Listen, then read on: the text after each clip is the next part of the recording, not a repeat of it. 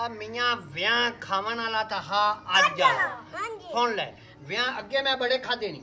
ਅੱਜ ਵਾਲੇ ਵਿਆਹ ਨੇ ਚਸ ਕਰਾ ਦਿੱਤੀ ਕੋਈ ਖਾਣਾ ਜ਼ਬਰਦਸਤ ਬਣਾ ਹੋਇਆ ਭਾਈ ਮੈਂ ਮਿੱਠਾ ਚਾਵਲ ਖਾਦੇ ਨਹੀਂ ਬੜੇ ਰਾਈ ਕਿਹੜੇ ਤਾਂ ਪਕੌੜੇ ਸੜਨਾ ਚਸ ਦੇ ਬਣੇ ਹੋਏ ਚਸ ਆ ਗਈ ਜੰਬ ਕੱਢੀ ਇਹਨੇ ਪਕੌੜਿਆਂ ਦੀ ਪਕੌੜੇ ਸਣੇ ਜੰਬ ਕੱਢੀ ਮੇਰੇ ਅੱਗੇ ਆ ਗਈਆਂ ਚਾਂਪਾਂ ਪਲੇਟ ਲਈ ਭਰ ਪਲੇਟ ਭਰ ਲਈ ਇੱਕ ਦਬਾਲ ਬੈਠਾ ਉਹਨੇ ਹੱਡੀ ਨੂੰ ਹੱਥ ਲਾਇਆ ਮੈਂ ਕਿਹਾ ਕੱਲੇ ਤੇ ਦੇ ਸਾਂ ਟੀ ਦੀ ਆਵਾਜ਼ ਆਵੇਗੀ ਅੱਛਾ ਚੁੱਪ ਕਰ ਬੈ ਗਿਆ ਯਾਰ ਕਹਿੰਦੇ ਕੱਲੇ ਨੇ ਬੈਠ ਕਰ ਅੱਛਾ ਤੁਸੀਂ ਦੋਨੋਂ ਨੇ ਜੋ ਇਹ ਚੀਜ਼ਾਂ ਖਾ ਲੀਆਂ ਨੂੰ ਹਾਂ ਉੱਥੇ ਤੁਸੀਂ ਕੁਲਫਾ ਖਾਦਾ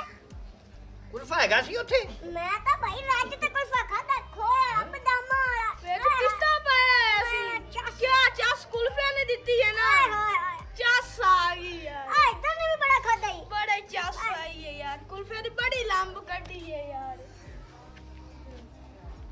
ਇਹਨੂੰ ਕੀ ਹੋ ਗਿਆ ਯਾਰ ਪਤਾ ਨਹੀਂ ਯਾਰ ਇਹਨੂੰ ਕੀ ਹੋਇਆ ਵੈਸੇ ਕੁਲਫਾ ਬੜਾ ਚੰਗਾ ਯਾਰ ਮੈਂ